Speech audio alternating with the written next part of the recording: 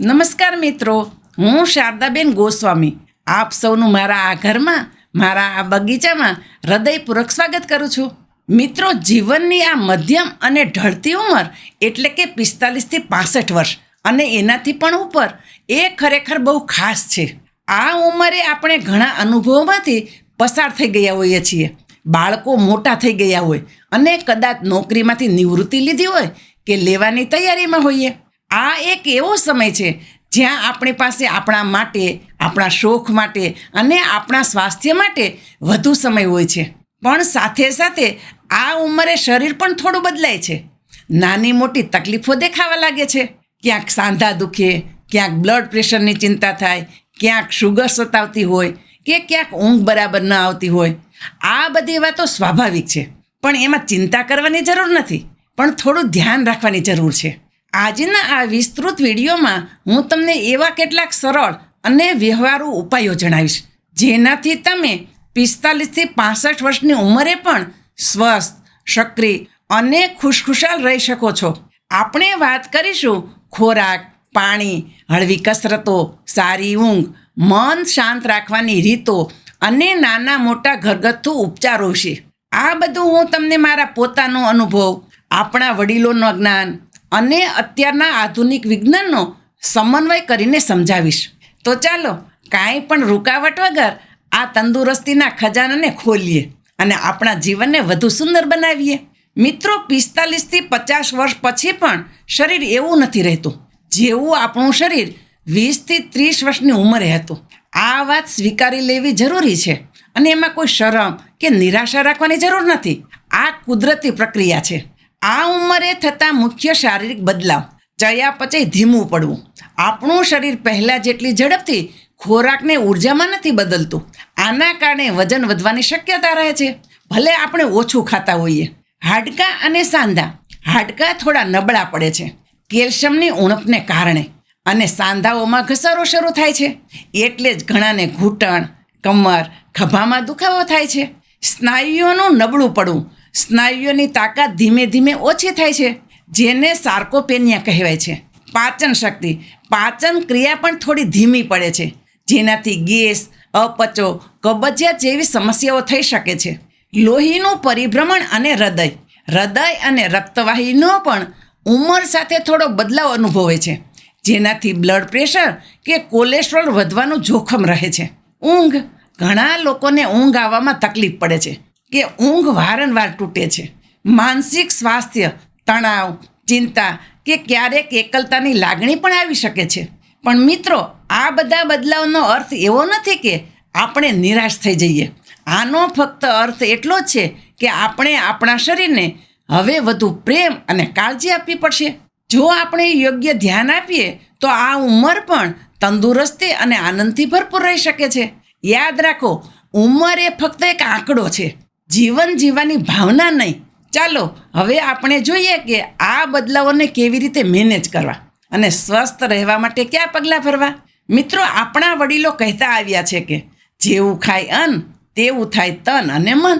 45 વર્ષની ઉંમર પછી આ વાતનું મહત્ત્વ અનેક ગણું વધી જાય છે. આપણો ખોરાક જ આપણને શક્તિ આપે છે, રોગ સામે લડવાની તાકાત આપે છે અને શરીરને અંદરથી મજબૂત બનાવે છે. શું ખાવું? તંદુરસ્ત આહારના મુખ્ય નિયમો: આખા અનાજ કેમ જરૂરી? સફેદ લોટ, મેંદો, પોલિશ્ડ ચોખા જેવા રિફાઇન્ડ અનાજને બદલે જુવાર, બાજરી, રાગી, ઘઉં, બ્રાઉન રાઈસ અને ઓટ્સ જેવા આખા અનાજ ખાઓ. આમાં ફાઇબર ભરપૂર હોય છે, જે પાચન સુધારે છે અને કબજિયાત અટકાવે છે. વળી તે બ્લડ શુગરને ધીમે ધીમે વધારે છે. મારી ખાસ ભલામણ: સવારે નાસ્તામાં જુવાર કે બાજરીનો રોટલો કે દલિયાની ખીચડી ખાવાનો આગ્રહ રાખો. પ્રોટીનયુક્ત ખોરાક કેમ જરૂરી છે? ઉંમર વધતા સ્નાયુઓ નબળા પડે છે. તેને મજબૂત રાખવા માટે પ્રોટીન ખૂબ જ જરૂરી છે. પ્રોટીન ક્યાંથી મળશે? દાળ, કઠોળ જેવા કે મગ, ચણા અને અડદ, પનીર, દહીં, છાશ અને ફણગાવેલા કઠોળમાંથી. મારી ખાસ ભલામણ: રોજ 1 વાટકી દાળ કે કઠોળનું સેવન જરૂર કરો. સાંજના નાસ્તામાં શેકેલા ચણા કે ફણગાવેલા મગ ખાઈ શકાય. તાજા ફળો અને શાકભાજી તાજા ફળો અને શાકભાજી કેમ જરૂરી? આમાં વિટામિન્સ, મિનરલ્સ અને એન્ટીઓક્સિડન્ટ ભરપૂર હોય છે. આ તત્વો શરીરમાં સોજો ઘટાડે છે, રોગ પ્રતિકારક શક્તિ વધારે છે અને કોષોને નુકસાન થતું અટકાવે છે. ક્યાંથી મળશે? બધા જ મોસમી ફળો અને લીલા પાંદડાવાળા શાકભાજી એટલે કે પાલક, મેથી. ખાસ કરીને આમળા, દાડમ, જામફળ, પપૈયું, બેરી, જાંબુ અને સ્ટ્રોબેરી જેવા ફળો ઉત્તમ છે. મારી ખાસ ભલામણ, દિવસમાં ઓછામાં ઓછી 2 વાર શાકભાજી અને 1 વાર ફળ જરૂર ખાવો. હેલ્ધી ફેટ્સ કેમ જરૂરી? સાંધાના સ્વાસ્થ્ય, મગજના કાર્ય અને હોર્મોન્સના સંતુલન માટે હેલ્ધી ફેટ્સ જરૂરી છે. હેલ્ધી ફેટ્સ ક્યાંથી મળશે? શુદ્ધ ઘી પણ મર્યાદિત માત્રામાં, ઓલિવ ઓઇલ, સરસવ તેલ, તલનું તેલ, ડ્રાય ફ્રૂટ્સ, બદામ અને અખરોટ, અળસીના બીજ અને ચિયા સીડ્સમાંથી. મારી ખાસ ભલામણ, રોજ સવારે 4 થી 5 પલાળેલી બદામ ખાવો. રસોઈમાં શુદ્ધ તેલનો મર્યાદિત ઉપયોગ કરો. કેલ્શિયમ અને વિટામિન ડી કેમ જરૂરી છે? હાડકાની મજબૂતી માટે આ બંને બહુ જરૂરી છે. વિટામિન ડી કેલ્શિયમને શરીરમાં શોષવામાં મદદ કરે છે. કેલ્શિયમ અને વિટામિન ડી ક્યાંથી મળશે? દૂધ, દહીં, છાશ, પનીર, રાગી. વિટામિન ડી માટે સવારના કુમળા તડકામાં 15 થી 20 મિનિટ બેસવું શ્રેષ્ઠ છે. શું ટાળવું? ખોરાકમાં ક્યાં નિયંત્રણ રાખવું? ખાંડ અને મીઠી વસ્તુઓ કેમ ટાળવું? વધુ પડતી ખાંડ શરીરમાં સોજો વધારે છે, વજન વધારે છે અને ડાયાબિટીસનું જોખમ વધારે છે. મારી ખાસ ભલામણ, ચા કોફીમાં ઓછી ખાંડ લ્યો. બજારની મીઠાઈઓ અને ઠંડા પીણાથી દૂર રહો. પ્રોસેસ્ડ ફૂડ અને જંક ફૂડ કેમ ટાળવું? બિસ્કિટ, નમકીન, પીઝા, બર્ગર, પેકેટ્સ ફૂડમાં ખરાબ ફેટ્સ, વધુ મીઠું અને પ્રિઝર્વેટિવ હોય છે, જે શરીર માટે હાનિકારક છે. મારી ખાસ ભલામણ, ઘરનો તાજો અને સાદો ખોરાક જ ખાવો. વધુ પડતું મીઠું કેમ ટાળવું? વધુ મીઠું બ્લડ પ્રેશર વધારી શકે છે અને શરીરમાં પાણી જમા કરી સોજો લાવી શકે છે. મારી ખાસ ભલામણ, ઉપરથી મીઠું લેવાનું ટાળો. આથાવાળી વસ્તુઓ અને અથાણાં મર્યાદિત માત્રામાં ખાવો. બિનજરૂરી તેલ અને તળેલું કેમ ટાળવું? વધુ તેલ અને તળેલી વસ્તુઓ વજન વધારી શકે છે અને પાચન તંત્રને ખરાબ કરી શકે છે. મારી ખાસ ભલામણ, તળેલા નાસ્તાને બદલે શેકેલા, બાફેલા કે સાદા નાસ્તા પસંદ કરો. પાણી, જીવનનું અમૃત. પાણી કેમ જરૂરી? શરીરને હાઇડ્રેટેડ રાખવા માટે પાણી પીવું ખૂબ જ જરૂરી છે. પાણી પાચન સુધારે છે, સાંધાને લુબ્રિકેટ રાખે છે અને શરીરમાંથી ઝેરી તત્વો બહાર કાઢવામાં મદદ કરે છે. મારી ખાસ ભલામણ, દિવસમાં 8 થી 10 ગ્લાસ પાણી જરૂર પીવો. સવારે ઉઠીને હુંફાળું પાણી પીવાની ટેવ પાડો. મિત્રો, આ ઉંમરે શરીરને ગતિમાન રાખવું ખૂબ જ જરૂરી છે. જો શરીરને હલાવવામાં ન આવે તો તે જકડાઈ જાય છે, સ્નાયુઓ નબળા પડે છે અને રોગો ઘર કરી જાય છે. પણ હા, કસરત હળવી અને શરીર સહન કરી શકે તેવી હોવી જોઈએ. નંબર 1, ચાલવું. કેમ ફાયદાકારક? ચાલવું એ આપણા માટે સૌથી સરળ અને શ્રેષ્ઠ કસરત છે. તે હૃદયને મજબૂત બનાવે છે, વજન નિયંત્રિત કરે છે અને સાંધાને લુબ્રિકેટ રાખે છે. કેવી રીતે કરવું?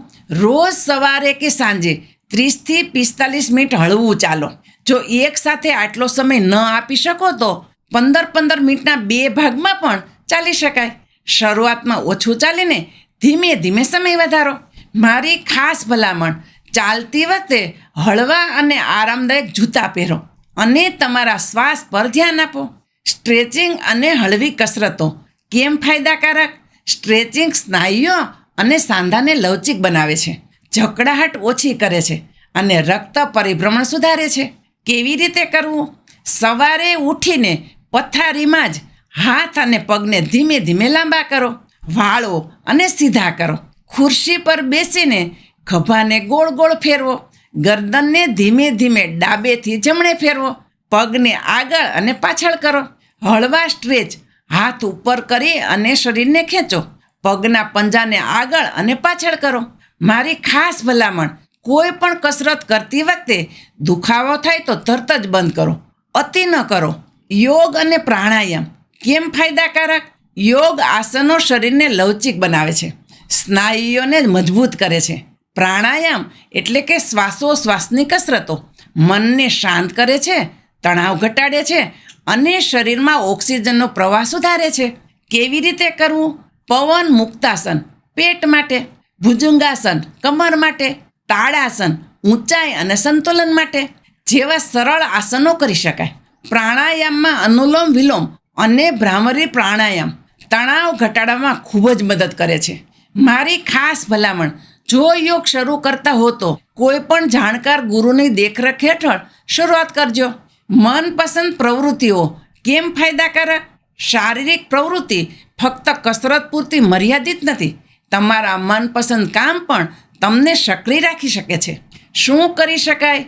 બાગકામ, રસોઈકામ, ઘરની સફાઈ, નજીકના મંદિરે પગપાળા જવું, પૌત્ર પૌત્રીઓ સાથે રમવું, નૃત્ય કરવું, સ્વિમિંગ કરવું. મારી ખાસ ભલામણ, દિવસભર કંઈક ને કંઈક પ્રવૃત્તિ કરતા રહો. લાંબા સમય સુધી એક જ જગ્યાએ બેસી ન રહો. વજન નિયંત્રણ કેમ જરૂરી? આ ઉંમરે વજન વધવાથી ઘૂંટણ, કમર અને હૃદય ઉપર વધુ ભાર આવે છે, જે અનેક બીમારીઓનું કારણ બને છે. આહાર અને કસરત બંને દ્વારા વજન નિયંત્રણ કરવું ખૂબ જ મહત્વપૂર્ણ છે. મન શાંત રાખો. માનસિક સ્વાસ્થ્યનું મહત્વ. મિત્રો, તન અને મન એકબીજા સાથે જોડાયેલા છે. જો મન શાંત અને ખુશ હશે તો શરીર પણ સ્વસ્થ રહેશે. આ ઉંમરે ક્યારેક તણાવ, ચિંતા કે એકલતાની લાગણી આવી શકે છે, પણ આપણે તેને આપણા પર હાવી થવા દેવાની નથી. ધ્યાન અને પ્રાર્થના કેમ જરૂરી? ધ્યાન એટલે કે મેડિટેશન અને પ્રાર્થના મનને શાંત કરે છે, નકારાત્મક વિચારો દૂર કરે છે અને આંતરિક શાંતિ આપે છે.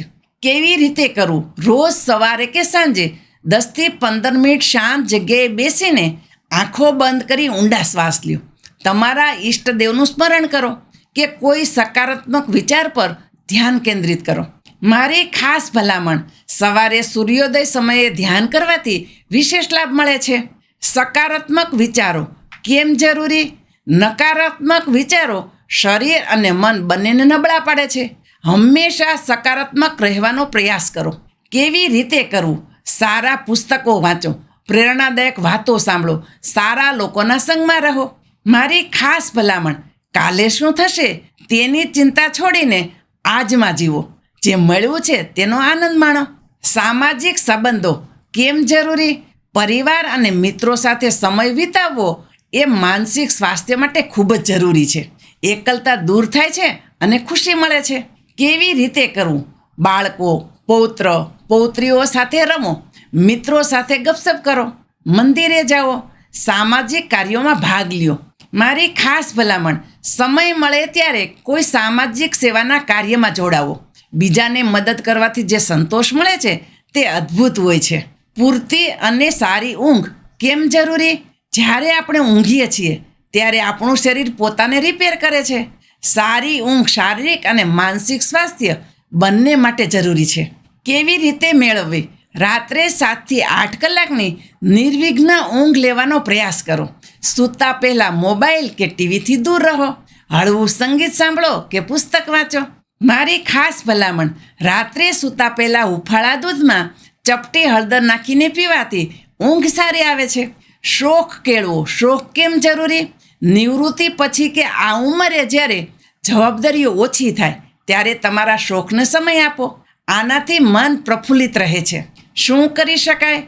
સંગીત શીખવું, ચિત્રકામ કરવું, લખવું, બાગકામ કરવું, વાંચન અને પ્રવાસ કરવો. મારી ખાસ ભલામણ, નવી નવી વસ્તુઓ શીખતા રહો. મગજને સક્રિય રાખવાથી યાદશક્તિ પણ સારી રહે છે. હવે વાત કરીએ ઘરેલું ઉપચાર અને સાવચેતી. નાની તકલીફોના મોટા ઈલાજ. મિત્રો, આ ઉંમરે નાની મોટી તકલીફો તો થતી રહે છે.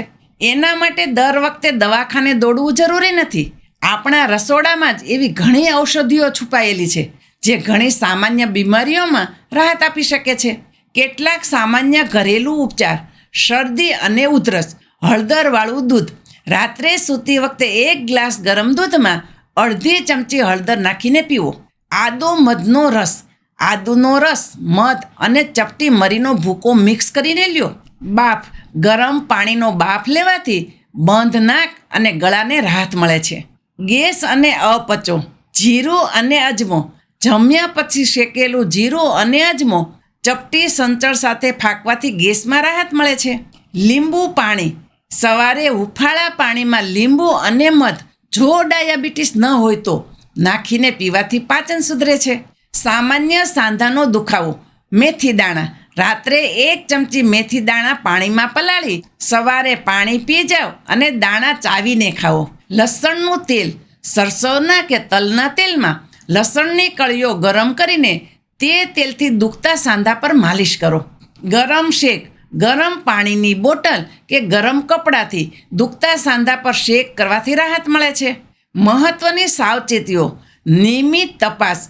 45 વર્ષની ઉંમર પછી નિયમિતપણે ડૉક્ટર પાસે જઈને blood pressure, sugar, cholesterol, thyroid અને અન્ય જરૂરી ટેસ્ટ કરાવતા રહો. આનાથી કોઈ પણ સમસ્યાને શરૂઆતમાં જ પકડી શકાય છે. મારી ખાસ ભલામણ. સલામતી એ સાવચેતી. ડૉક્ટરની સલાહ લેવામાં શરમ ન રાખવી. દવાઓનું ધ્યાન. જો કોઈ દવા લેતા હો તો તેને ડૉક્ટરની સલાહ મુજબ નિયમિત લેવી. પોતાની જાતે દવા બંધ કરવી કે માત્રા બદલવી નહીં. મારી ખાસ ભલામણ. દવાઓનો સમય યાદ રાખવા માટે મોબાઈલ કે ઘડિયાળમાં એલાર્મ મૂકી શકાય. સલામત વાતાવરણ. ઘરમાં પડી ન જવાય તેનું ધ્યાન રાખવું. બાથરૂમમાં લપસી ન પડાય તે માટે સાવચેતી રાખવી. જરૂર પડે ત્યાં પકડી શકાય તેવા હેન્ડલ લગાવવા. મારી ખાસ ભલામણ. ઘરમાં પૂરતું અજવાળું રાખો અને પગથિયા પર ધ્યાન રાખજો.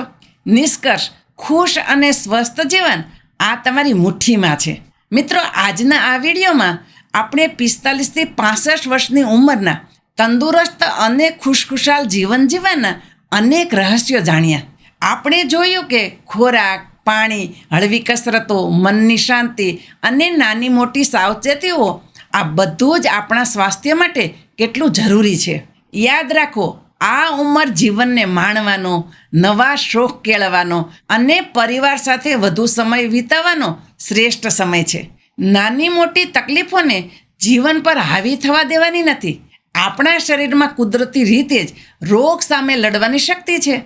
બસ તેને યોગ્ય ટેકો આપવાનો છે. મેં તમને જે વાતો જણાવી તે બધી મારા પોતાના અનુભવ, આપણા વડીલોના જ્ઞાન અને આયુર્વેદ તેમજ આધુનિક વિજ્ઞાનનો નિચોડ છે. આ બધી વાતોને તમારા રોજિંદા જીવનમાં ઉતારવાનો પ્રયાસ કરજો. ધીરજ રાખજો, નિયમિત રહેજો અને સૌથી મહત્ત્વનું, તમારા પર વિશ્વાસ રાખજો કે તમે આ ઉંમરે પણ સ્વસ્થ અને સક્રિય રહી શકો છો. આશા છે કે આ વિડીયો તમને ખૂબ જ ઉપયોગી થશે અને તમારા જીવનમાં સકારાત્મક બદલાવ લાવશે. જો તમને આ વિડીયો ગમ્યો હોય અને તમને તેમાંથી કંઈક નવું શીખવા મળ્યું હોય તો તેને લાઈક કરવાનું ભૂલતા નહીં. આવા જ વધુ સ્વાસ્થ્ય સંબંધિત અને પ્રેરણાદાયક વિડીયો જોવા માટે અમારી ચેનલને સબસ્ક્રાઈબ કરો. અને હા, આ ઉપયોગી માહિતી તમારા મિત્રો, પરિવારજનો અને ખાસ કરીને આપણા વડીલો સાથે શેર કરજો, જેથી સૌ કોઈ આનો લાભ લઈ શકે. હું શારદાબેન ગોસ્વામી તમને ફરી મળીશ એક નવા જ વિષય અને નવા નુસ્ખા સાથે. ત્યાં સુધી મસ્ત રહો, સ્વસ્થ રહો.